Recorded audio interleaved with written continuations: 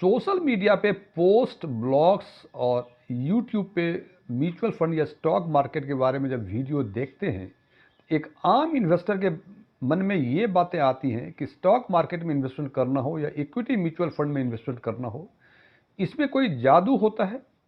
आपने पैसे डाले और इसमें कंसिस्टेंट रिटर्न आपको लगातार मिलते रहेंगे, 20%, 18%, 22%। जैसा कि लोग समझते हैं कि बैंक में जो 7-8% ब्याज मिलता है वो लगातार मिलता है, उसी तरह से स्टॉक मार्केट या इक्विटी म्यूचुअल फंड में रिटर्न मिलते रहेंगे। जब तक ये रिटर्न मिलता रहता है तब तक हमें लगता है कि सही में इसमें जादू होता है कि पैसे आपने डाले 10%, 12%, 14%, 20% के आसपास, 25% के आसपास रिटर्न मिल रहे हैं। लेकिन जनाब, ये स्टॉक मार्केट है। स्टॉक मार्केट का फीचर है उसमें उतार और चढ़ाव, राइज एंड फॉल। चूंकि हम हमेशा जो सोशल मीडिया पे ब्लॉग्स देखते हैं उसमें केवल यही देखते हैं कि आपने पैसे डाले लगातार 20%, 10 वर्षों में इतने, 5 वर्षों में से 4 वर्षों में इतने पैसे हो गए, और उससे हम प्रभावित होकर हम एक भ्रम के शिकार हो जाते हैं कि स्टॉक मार्केट हो या इक्विटी म्यूचुअल फंड में इन्वेस्टमेंट हो, इसमें जादू होता है, कोई रिस्क नहीं है। लेकिन जनाब, ऐसी बातें नहीं है। आज जो इक्विटी स्टॉक मार्केट की स्थिति है, खासकर स्मॉल कैप और मिड कैप सेगमेंट में, ये अपने पिक लेवल से करीब 25% से अधिक गिर चुका है। जनाब, 25% से अधिक गिरना यानी आज से 5 महीने पहले जिन्होंने 10,000 रुपये जमा किए होंगे उनके करीब 7,500 से कम रुपए हो गए होंगे। जनाब, गए थे हरिभजन को ओटन लगे कपास। हमने तो 10,000 इस बात के लिए इन्वेस्ट किया था कि इसमें पैसे डालेंगे और 5 महीने में वो शायद 10,000 का 15,000 हो जाएगा, या 12,000 हो जाएगा, या 14,000 हो जाएगा। यहाँ तो जनाब मूल तो मूल गए, मूल के बाद भी 2,500 रुपये का लॉस हो गया हमें।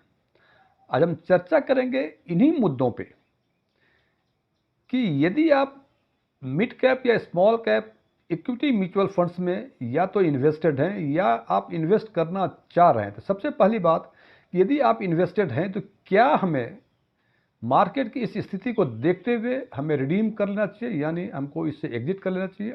और दूसरा कि यदि आप इन्वेस्टेड नहीं हैं तो क्या ये उचित समय है इसमें इन्वेस्ट करने का। मैं डीएम झा, आप देख रहे हैं स्टोन टैक्सफिल। यदि इस चैनल को आपने अभी तक सब्सक्राइब नहीं किया है तो सब्सक्राइब करें और इस वीडियो को लाइक करें, शेयर करें, कमेंट करके बताएं। फ्रेंड्स, ये 8, 10, 12 मिनट का जो वीडियो होता है, आपको लगता है 10 मिनट 12 मिनट का वीडियो है, लेकिन इस 10-12 मिनट के वीडियो बनाने में हमें काफ़ी रिसर्च करने पड़ते हैं, काफ़ी मेहनत करने पड़ते हैं। और यदि आप लाइक और सब्सक्राइब करते हैं तो हमें एक उत्साह होता है और अगली वीडियो में हम कोशिश करते हैं कि इसको और बेहतर ढंग से बनाएं। आज हम बात करेंगे वही, जैसे मैंने बताया, यदि mid cap, small cap equity mutual funds में आप यदि इन्वेस्टेड हैं तो क्या हमें इस म्यूचुअल फंड्स को रिडीम कर लेना चाहिए, यानी एग्जिट कर लेना चाहिए। और यदि आप चाहते हैं कि स्मॉल कैप, मिड कैप में इन्वेस्ट करें तो क्या ये सही समय है इन्वेस्ट करने का। इस पर आगे चर्चा करने के पहले हम एक नज़र स्टॉक मार्केट के पिछले 25 वर्षों के इतिहास पर नज़र डालते हैं और देखते हैं कि ये जो 20-25% के आसपास small cap, mid cap segment गिर गया है, क्या ये पहली बार इस स्टॉक मार्केट के इतिहास में हुआ है। तो सबसे पहले 2000-2001 में .com बबल बस्ट हुआ था, उसमें भी स्टॉक मार्केट काफ़ी गिर गए थे। उसके बाद 2008 में ग्लोबल क्राइसिस हुआ, स्टार्ट हुआ यूएस से, और धीरे धीरे क्योंकि ग्लोबलाइजेशन का एज है अभी, तो दुनिया के हर कोने में पहुंच गया और भारत भी, इंडियन स्टॉक मार्केट भी इससे अछूता नहीं रहा। उसके बाद 2011 में जब यूरोपियन डेट क्राइसिस हुआ, उस समय भी स्टॉक मार्केट काफ़ी गिरा था। चौथा जो क्राइसिस आई थी स्टॉक मार्केट में वो 2015-16 का था कि चाइना के इकोनॉमी में स्लो डाउन की आहट हुई थी और उस आहट से दुनिया के सारे बाजार काफ़ी बुरी तरह से प्रभावित हुए थे। और सबसे लेटेस्ट 2020 का कोविड-19 पेंडेमिक, जिसमें लगता था कि पता नहीं क्या हो गया। तो एक बात तो तय है कि स्टॉक मार्केट की ये स्थिति जो हुई है ये पहली बार नहीं हुई। अब पिछले 25 वर्षों में कम से कम ये 5 बार तो हुई है और छोटी मोटी करेक्शंस और बीच में हुए हैं, जिसकी चर्चा आज हमने यहाँ नहीं की। हमने मुख्य रूप से उस फेज़ की चर्चा की जिस फेज़ में काफ़ी क्राइसिस आई थी स्टॉक मार्केट में। अब दूसरी बात है कि जनाब, जब इसमें क्राइसिस आई थी तो इन्वेस्टर्स का क्या एटीट्यूड था, क्या उसने किया था। जैसे मैंने पहले कहा कि सोशल मीडिया पे जो पोस्ट होते हैं उससे हमें लगता है कि शायद ये बढ़ता ही रहेगा, और अभी यदि गिरा है तो बहुत लोगों ने घबराहट में उसको बेच दिया, ये सोच के, बिकॉज उनको तो आशा थी कि जनाब ये 10 का 12 हो जाएगा, 15 हो जाएगा, यहाँ तो 10 का 8 और 9 होने पर आ गए हैं। लेकिन जो इन्वेस्टर्स ने ये सोचा कि इसमें जादू नहीं है और ये रिटर्न तो देगा देगा, और ये अप एंड डाउन जो स्टॉक मार्केट का है ये इसका कॉमन फीचर है, सैलिएंट फीचर्स हैं इसके। तो जो इन्वेस्टर्स इस पिछले 25 वर्षों में जो रह गए थे इन्वेस्टेड, यदि उस पर एक नज़र डालें तो स्मॉल कैप में पिछले 25 वर्षों में, यानी 2000-2001, जो आज से करीब 25 वर्ष पहले की बातें हैं, उस समय जो इन्वेस्टेड रहे थे उनका XIRR रिटर्न पिछले 25 वर्षों का स्मॉल कैप में 14.5% है। यही यदि बातें करें 17 साल पुराना, यानी 2008 में जिन्होंने स्टार्ट किया था SIP, जो आज तक चला रहे हैं, उनको स्मॉल कैप में 15.5% का XIRR मिला। यही बातें करें आज से 14 साल पहले, यानी 2011 में जिन्होंने इन्वेस्ट किया था और आज तक इन्वेस्टेड है स्मॉल कैप में, उनको 16.34% का रिटर्न मिला, XIRR मिला।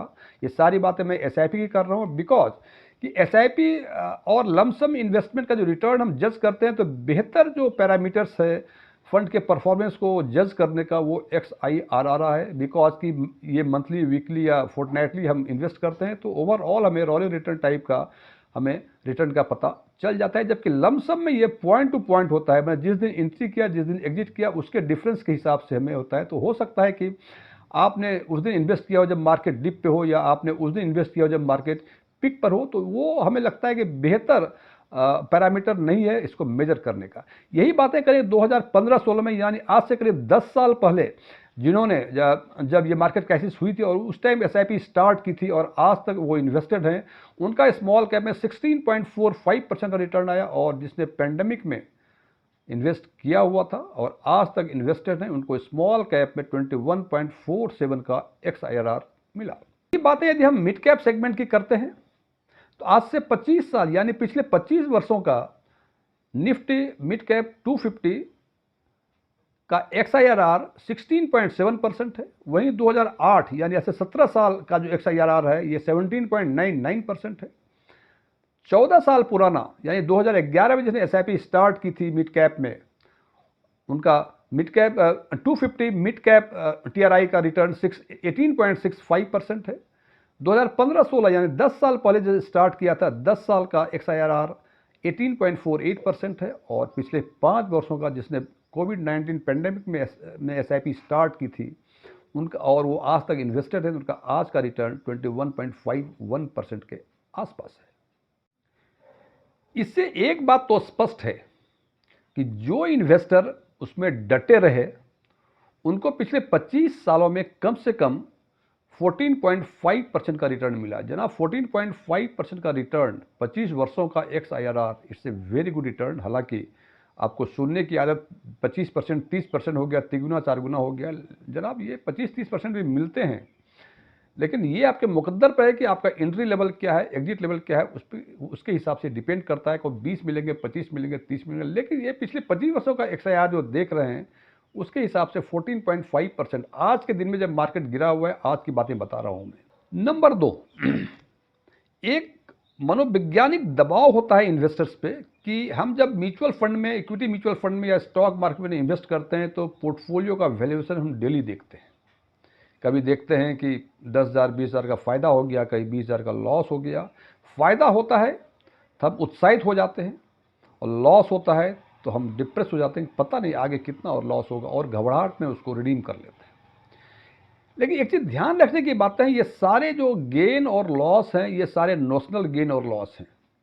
जनाब, ये नोशनल गेन और लॉस तो फिक्स तब होंगे यदि आज आपको पैसे की ज़रूरत हो और आज आपने बेच दिया, तो आज के दिन में जो लॉस या गेन है वो आपको एक्चुअली होगा, वो रियलाइज्ड होगा। लेकिन केवल देख के आज हमें पैसे की ज़रूरत नहीं है और आज हमने देखा कि हमारा जो है 10% लॉस हो गया या 20% का फ़ायदा हो गया, तो हम उसके हिसाब से दुखी या प्रसन्न हो जाते हैं। तो जनाब, ये लॉस जो अभी दिख रहा है 20-25% मिड कैप स्मॉल कैप में, ये तो तब होगा जब आपको आज पैसे की ज़रूरत हो और जब आप वो इन्वेस्टमेंट आज मार्केट में रिडीम करें या सेल करें। इफ़ नॉट, यदि आज पैसे की ज़रूरत नहीं है तो मार्केट 20 के बदले 30% चला जाए नीचे, या 30% के बदले 40% ऊपर चला जाए। जनाब, जब आपको बेचना नहीं है, पैसे आपको की ज़रूरत नहीं है, तो 20% लॉस हो या 20% का घाटा हो, इससे क्या फ़र्क पड़ना? फ़र्क तो तब पड़ना है जब आपको पैसे की ज़रूरत हो और उस दिन मार्केट की स्थिति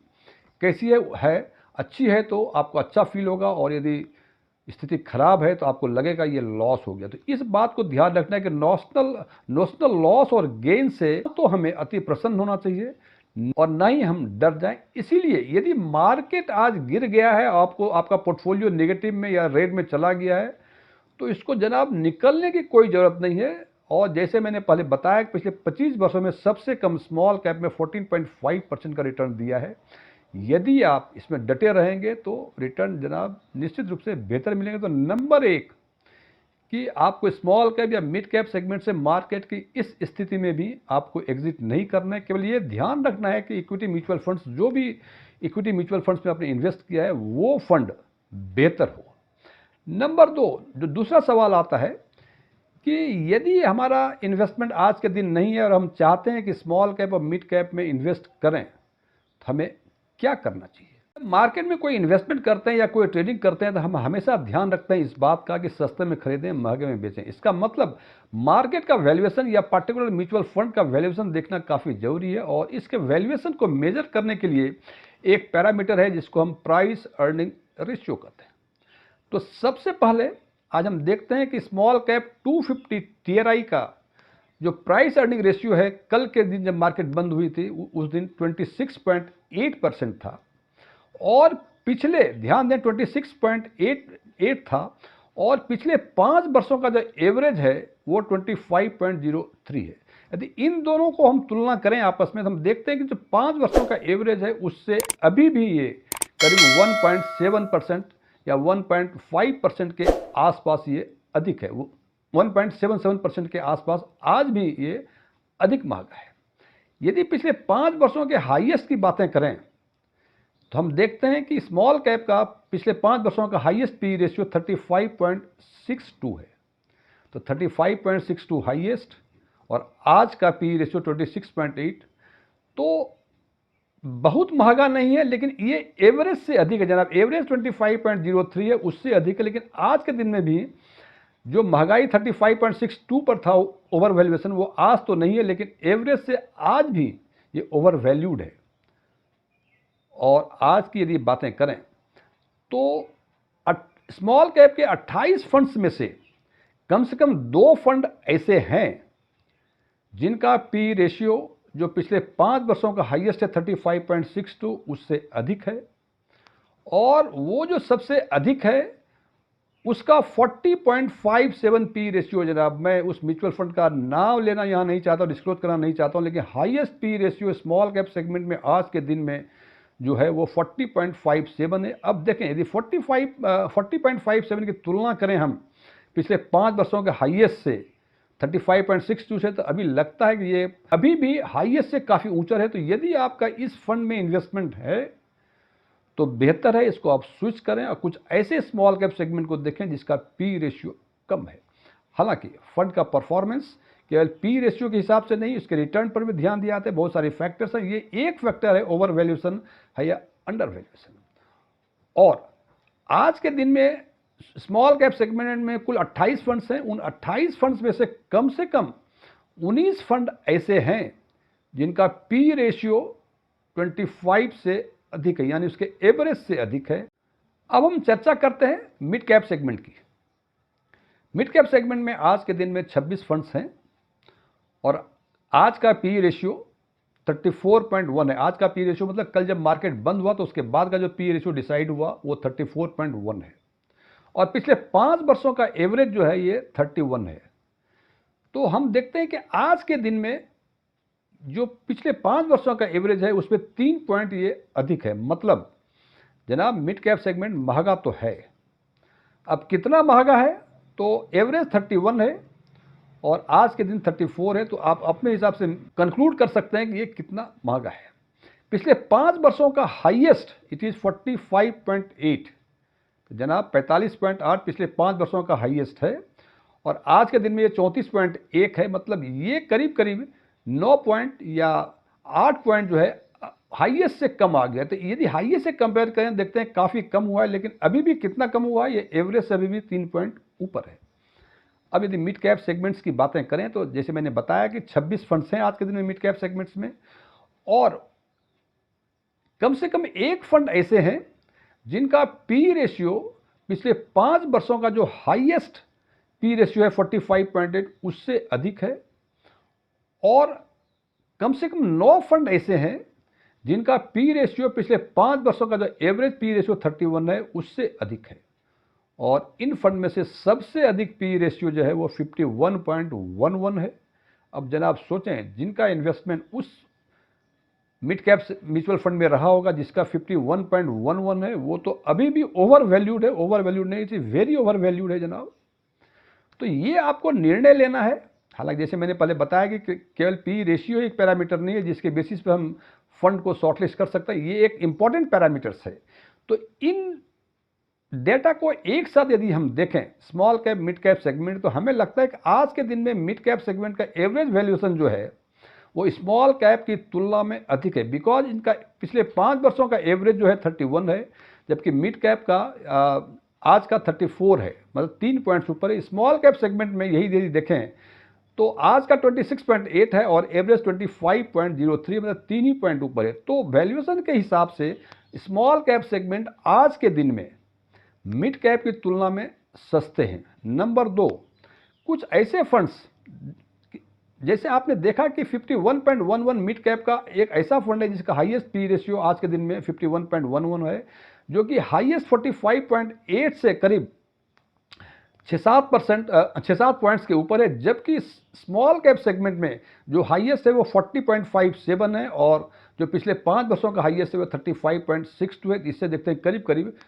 5 पॉइंट्स ऊपर है। तो कंक्लूड हम कर सकते हैं नंबर 1 कि यदि आज आपको पैसे की ज़रूरत नहीं है तो आप इस मार्केट के उतार चढ़ाव से घबराएं नहीं, आप डटे रहें, आपको अच्छे रिटर्न मिलने की पूरी संभावना है। नंबर 2, यदि आप आज इन्वेस्ट करना चाहते हैं स्मॉल कैप और मिड कैप सेगमेंट में, तो ध्यान रखें कि वैल्यूएशन के लिहाज से आज के दिन small cap segment mid cap segment से अंडर वैल्यूड है, मतलब ओवर वैल्यूड है मिड कैप, और उसके कंपैरिजन में ये स्मॉल कैप सेगमेंट का म्यूचुअल फंड सस्ता है। लेकिन फंड को सेलेक्ट करने में चाहे स्मॉल कैप या मिड कैप सेगमेंट हो, ये तो मैंने एवरेज बताया है, उसके इंडेक्स का बताया है, पर्टिकुलर म्यूचुअल फंड्स का कितना पी रेशियो है उसके हिसाब से आप फंड को सेलेक्ट करें तो निश्चित रूप से आपको बेहतर रिटर्न मिलने की पूरी संभावना है। लेकिन मैं फिर रिपीट कर रहा हूँ, इस मार्केट के उतार चढ़ाव से आप ना घबराएं। यदि आपको पैसे की ज़रूरत नहीं है तो बिल्कुल ना घबराएं। हाँ, हालांकि आज आपको पैसे की ज़रूरत है तो जनाब ये तो फिर आपके लिए दिक्कत की बातें हैं, आपको ये लॉस बुक